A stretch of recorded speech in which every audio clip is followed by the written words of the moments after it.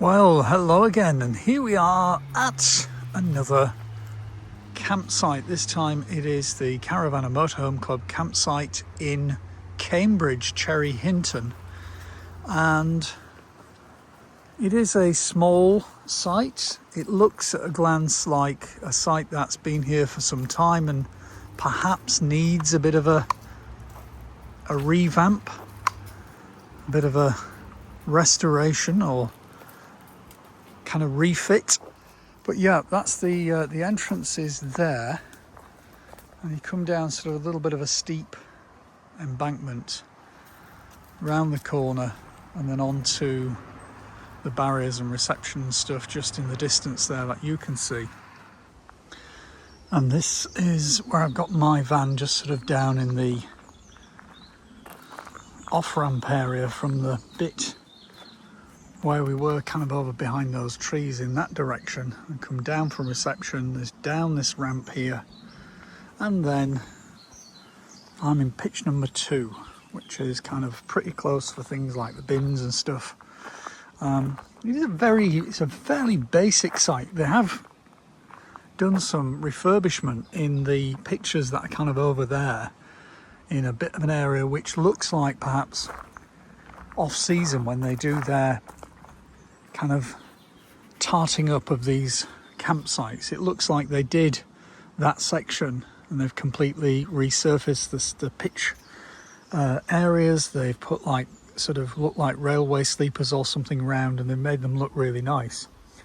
One thing I did notice about this site is typically at the Caravan Club, when you get the 2 white pegs, one's got your pitch number on and the second one, between there you're supposed to park your caravan or camper van or motorhome, and your awning is supposed to fit between those 2 pegs.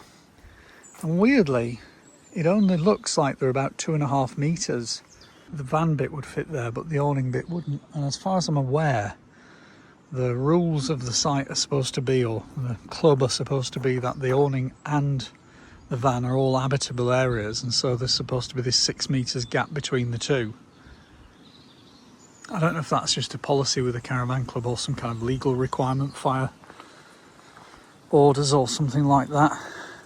So if you've watched this little channel before, you'll know that I bought this Adria Twin Max 680 SLB van earlier this year, and I think it was in June time. We're now in August, so I've had it a couple of months and I've been on quite a few trips in it just to try and get an idea of what's what. This back bit here, this leather bench that you can see here is a bit of a work in progress, that I'm trying to come up with a way of having somewhere to sit in the back and at the same time be able to use that space to wheel in the little motorbike if I take that. In this particular holiday, I've just got the fold-up Brompton T-line with me, which is nice and light, and at the minute it's kind of sat in the front there under or in between the 2 seats. Everything's a bit of a tip, so I had to put towels everywhere for the dog because it's wet outside.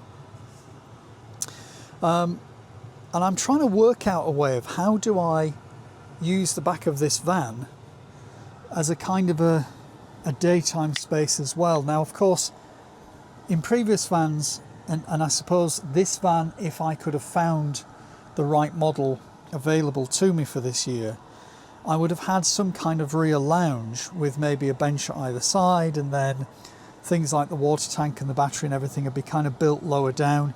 Now, at the minute in this van, there's these 2 fold-out sort of bed structures, and the 2 big mattresses that kind of go all the way up to the top boxes, cupboards up here.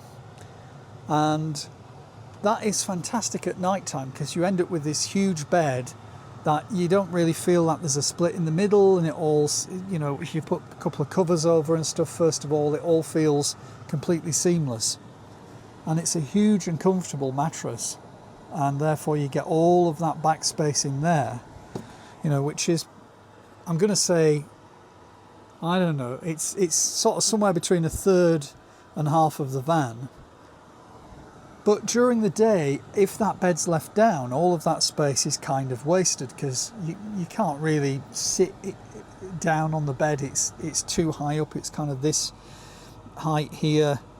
But you could have enough room to have like one bench down this side here, which is what I'm trying to sort of come up with. Now what I'm going to need is some way of mounting a back cushion there and some sort of lumbar cushion here, so that there is a bench seat in that space. And I'm probably going to have to spend some money and get 2 cushions made that fit. One of them will sort of like Velcro strap onto the lats here probably and fit neatly into that space in the base of that side of the bed. And then somehow I've got to get something that will fit in this lumbar area here.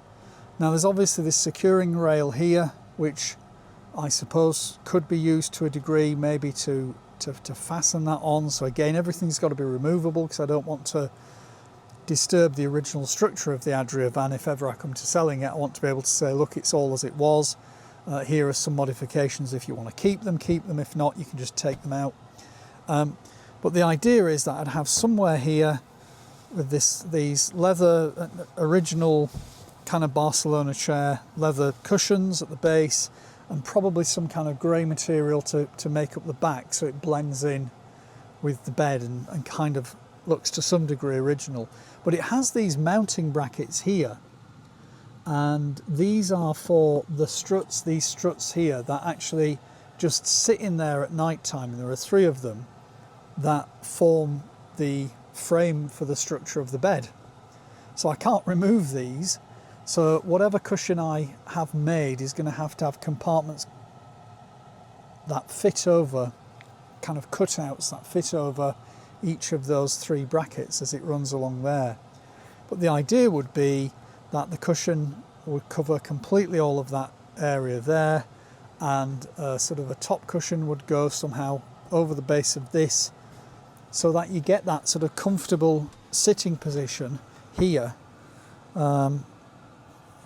And then you've got this space on the opposite side where I could build some kind of panel in here so that the base of that bed is kind of hidden, but then have like a flap down table, maybe 3 foot or something like that, a metre long table in the middle of there that just comes out to some degree, so you can still walk through it, but you can use it to put your drinks on, your laptop on, that kind of stuff.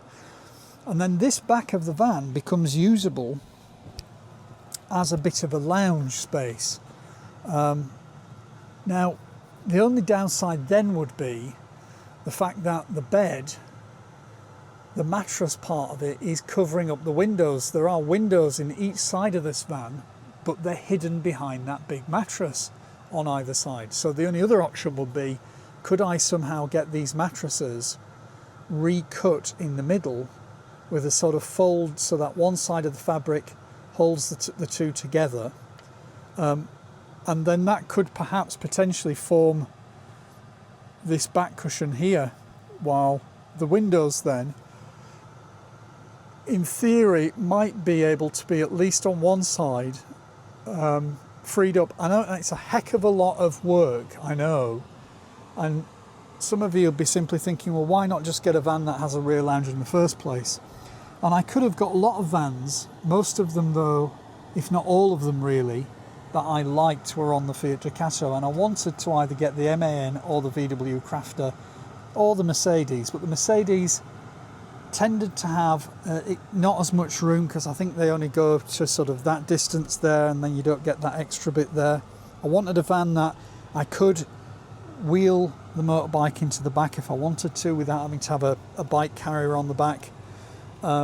So when I started looking at what was available and built in those requirements that I had, I couldn't find any other van, or certainly didn't see anything online that had the back doors there to be able to be used in the way that you could use it as a van, the bed that could be flipped up so it made this entire back space like a normal van if I wanted it, because all of these cushions are sitting on at the minute are 2 plastic kind of tote boxes, although they're very sturdy ones. and of course I can use those for storage. What I didn't want to do is build in something that would be kind of firmly in place as a structure that then, you know, would have to be disassembled at the point that I sold the van, if I sold the van, because we always end up selling things, don't we, and moving on at some point. And I've learned over the years that you've got to be ready to think that through before you start modifying things when you buy a sort of a branded van like this. And I do like this light wood. I think the light wood really makes it look nice and bright. However, I'm not a fan necessarily of a lot of use of this very dark grey in the middle. And the reason I say that is because if you look at that gap in the middle, and apart from the fact that I've got jackets hanging there, there's a narrow part in the middle there with the shower washroom on that side and the fridge and the wardrobe down there on that side. And what that does is it makes this space in the middle here quite dark. And I had thought, can I get like a different panel here to go in the fridge at least that is similar to this light wood colour, because then it would just break up this very dark space in the middle, at least by having this bit the same kind of wood grain as that. Probably have to come down like that as the grain, as the length of the fridge. But could I have something in there that just lightened up this space? And I mean, ideally it would also be that bottom cupboard door there, that wardrobe door would also be better if that was the light wood. And I, you know, when they're designing these things, I don't know if they give a lot of thought to that sort of stuff, but it does just make that middle bit look quite oppressive, quite dark. Anyway, that's it for this little video. Didn't do very much at all, did I? Didn't show you any of Cambridge whatsoever. I do apologise for that. But if I go there tomorrow, I'll tag some onto this video and do a little bit of a walk around Cambridge. Thanks for watching. Do take care, and I'll see you soon. Bye bye for now.